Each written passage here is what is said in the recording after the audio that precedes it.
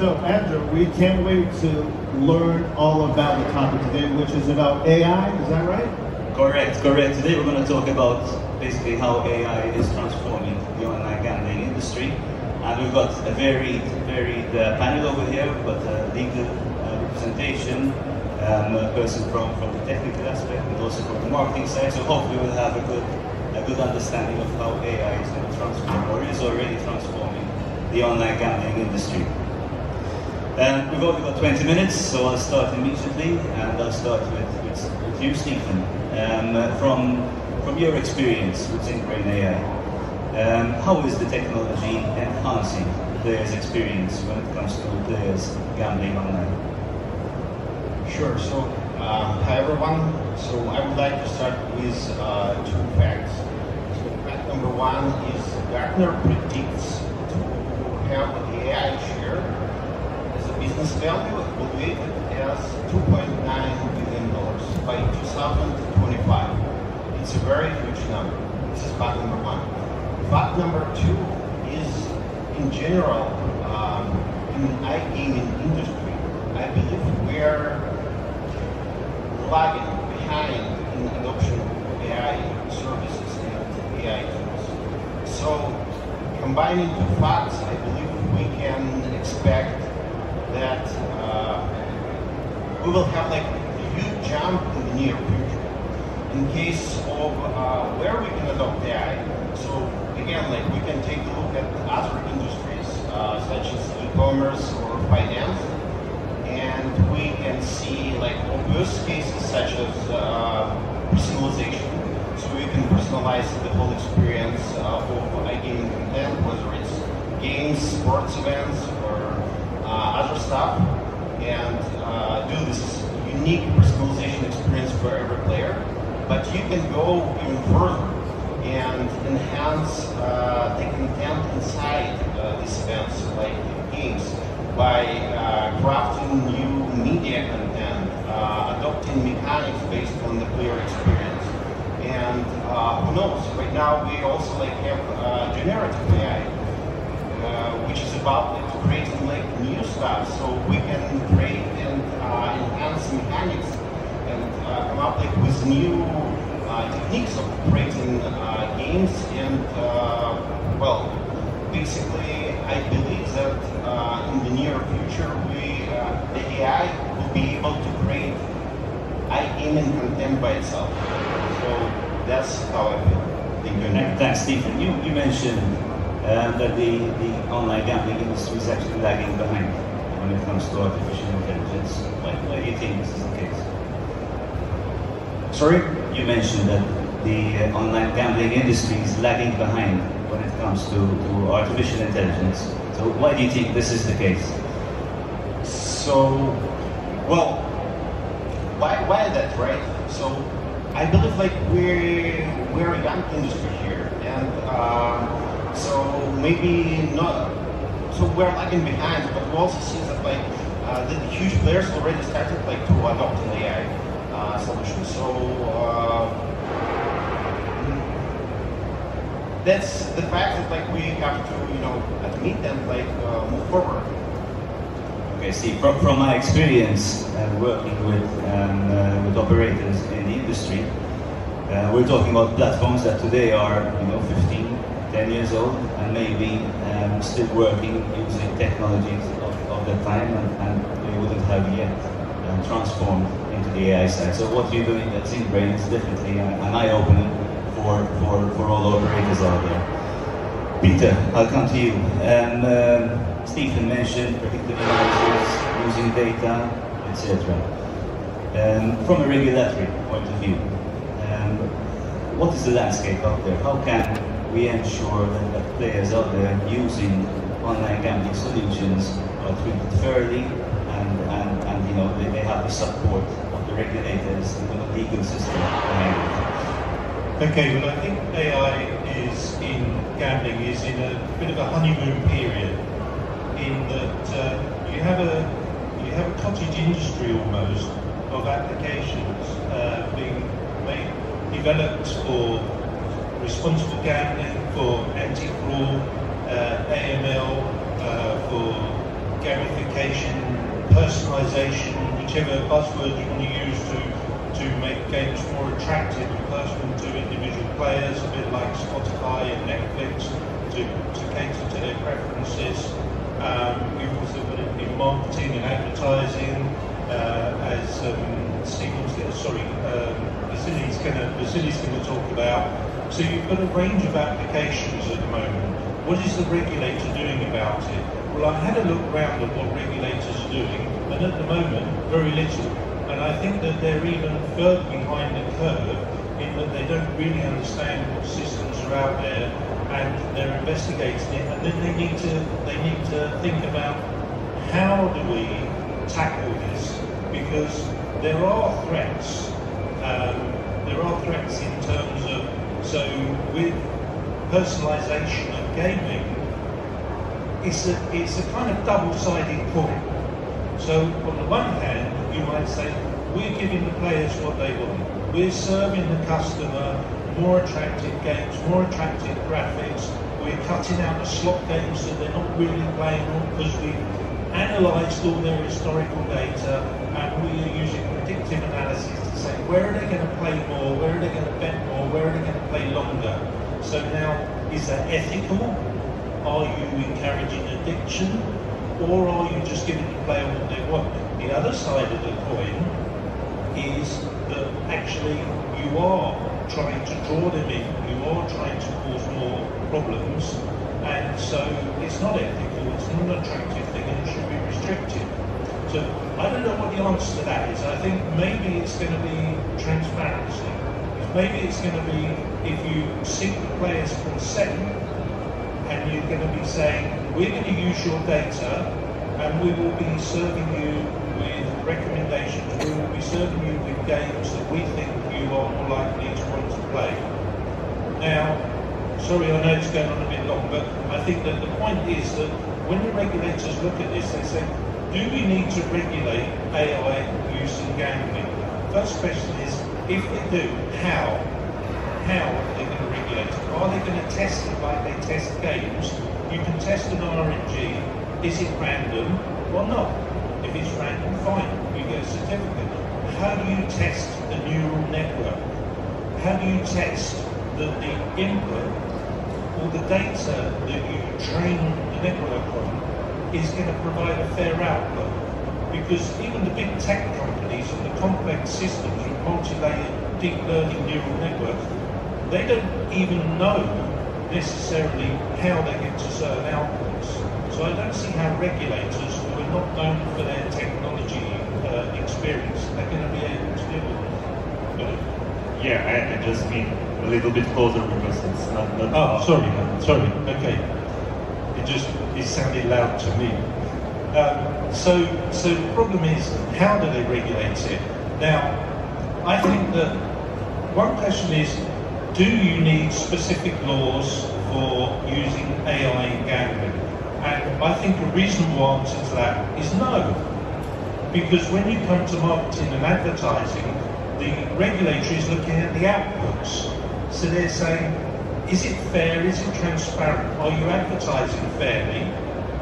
Are you using marketing incentives that are not going to encourage players to have to play a certain amount within a certain period of time or with a certain frequency? So if you're looking at the outcome, then you don't necessarily need to look at the input. And the same with games. If you're looking at transparency and you're asking the players to consent, then you don't necessarily need to go and spend ages looking at the technology.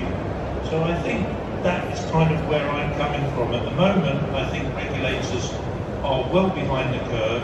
I think when they catch up, they're probably going to be looking more at the outcomes because it's easier, and they're just saying, this is what we expect of you. So it's more tinkering with the existing regulations, because we've already got data protection, advertising codes, we've already got game testing, game requirements.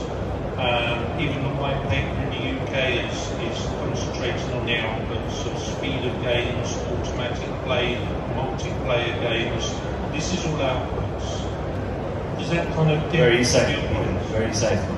And you mentioned data-driven predictive analysis. Coming to you, Vasilii. especially used for marketing, for incentives, etc. Two questions for you, Vasilii. First of all, you can explain the technology behind it and how it's adopted in the online gambling industry. And second, should we be concerned that the technology might not treat the end user fairly? Yeah, sure.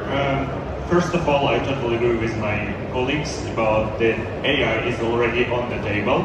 So, how we use it in target marketing, we use it for text, for images, for videos, and we already improved our processes by 30 or in some cases even by 50%. We use a lot of AI technologies in marketing, in-house and from the market side. So, the main thing here is when you use it, you should use it mostly for templates, to solve the problem of blank list. It can increase the text speed creation, the image creation, the video creation significantly.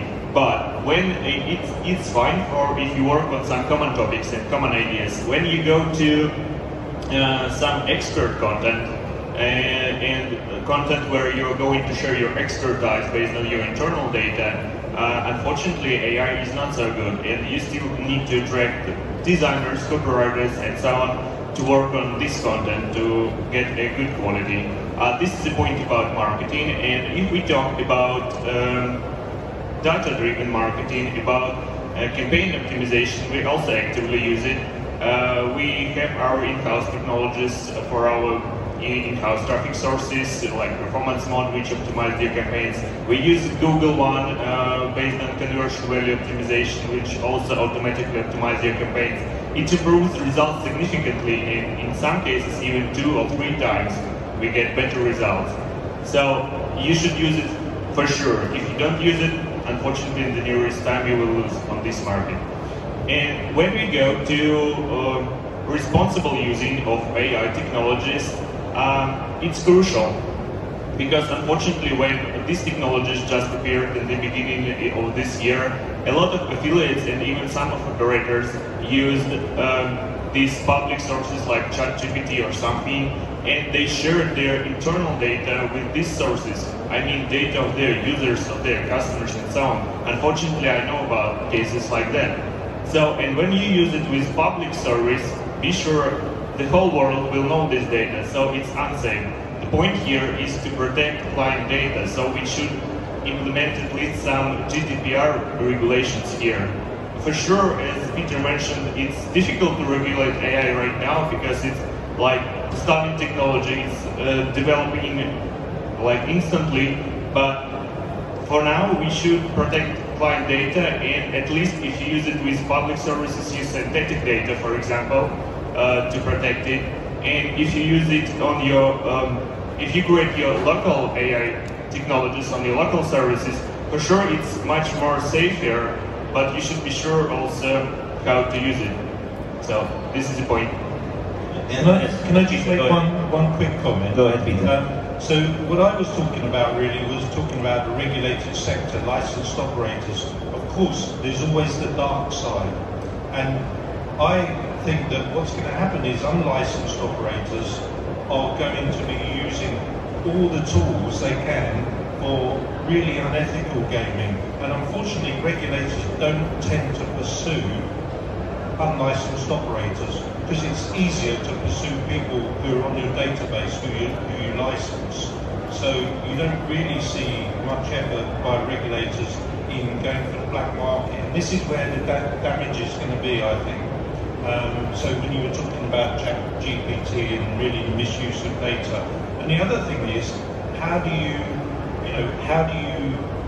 make sure that the data is good quality that's being input? So the quality of the output depends on the quality of the input, doesn't it? Yes, the quality of prompt is crucial here, because if you put a prompt with one word, I mean like analysis, it will be quite common. But if you work on prompt like you're an expert, you know this field, you know, you have this experience and so on, a good prompt will improve your results. And this ChatGPT and other AIs, they are based on language models and machine learning, so you can improve it step by step, and with more and more data you will get better and better results. In fact, talking about this point, how can we ensure that bias, data bias, is avoided by the data we're feeding these algorithms and the output they're giving out to us? Are you asking? Anyone from you? Stephen, You can start, Peter, because like, let's hear how can we ensure the data is good? Well, to avoid data bias, right? That the final output is biased because of the data that we input into the algorithm. You can't unless you can go back and check the quality of the data. That's a technical question I'm not qualified to answer as to how you redress and check back the data. I think in terms of looking at the output from a kind of regulatory point of view, I would say it's almost to some extent self-regulating, because if you're getting bad outputs and the customer is not getting the desired service, then you're going to turn them away because you're going to lose customers. And for licensed operators, it's going to damage your brand. So I think there is an interest in making sure that the models are trained well and that you continually train and improve the quality of the data. Would you guys agree? Yes. So actually, like, we started like with AI, which is like the top of the iceberg, and then we made the transition to discussing data. So where the data is the foundation, and as Vasilii mentioned, so well, it's all about the data, and there are like multiple concerns, like how you store the data, how you process the data, how you make sure that like it's stored and encrypted in the proper way, and how you segregate the data for different players, and also like synthetic data. And for sure, like then when we look at the data from regulatory perspective, then it's also crucial like to basically enhance regulations and to have more than GDPR. So, and also like garbage in, garbage out. So the very famous quote. So you have to care about like the quality of your data. So, and I would say that's in our area, this is like the crucial part, because like we spend, I believe, like 80 or 90% of our engineering time, so crunching the data and like storing, processing, etc., etc. So from what I'm understanding, from a regulatory point of view, it would make sense to regulate the outcome. So what the tool, what the algorithm, or whatever we're building is producing, right?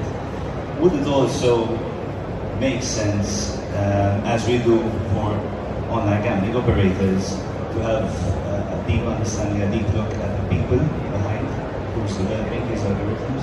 Like we have, key functions within B2C operators, where they go to scrutiny by the regulator to ensure that they are up to scratch. Should we do the same for the developers in this case, for the people behind the guys developing these algorithms?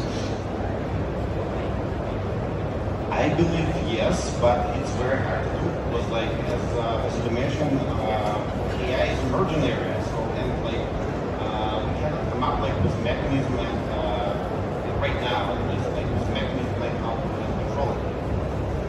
And I think it will depend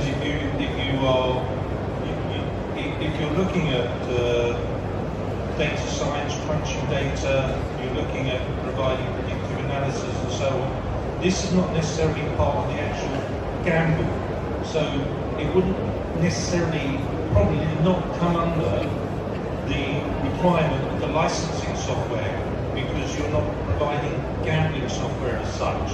It's a bit like people who provide, you have various companies who might provide odds on tennis matches, so they might specialise in that, and they can serve that, and they generally don't need licensing because it's not, it's provision of data that is used to set odds, but it's not part of the gambling transaction with the consumer. So, but in time, I think that my prediction, as it were, is that I think this cottage industry of all these different applications and uses of AI will become absorbed into your normal casino or sportsbook platform. And so you guys are going to make millions because you're going to be lucky ones of your great products and you'll be bought out. But I think that that's going to happen.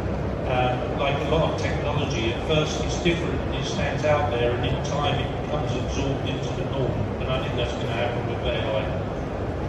Thank you guys. As you can see from the screen in front of us, our time is up. I would like to ask the audience whether there are any questions from the audience. Are there any questions, guys? All right, so once you get off, I'm sure that people will approach you anyways, because it's quite a very relevant topic, AI, and I don't think you've seen, you know, the larger part of things. I think we're just beginning. You guys agree? Definitely. Thank you, gentlemen. Thank you. Let's give them a big hand, everybody.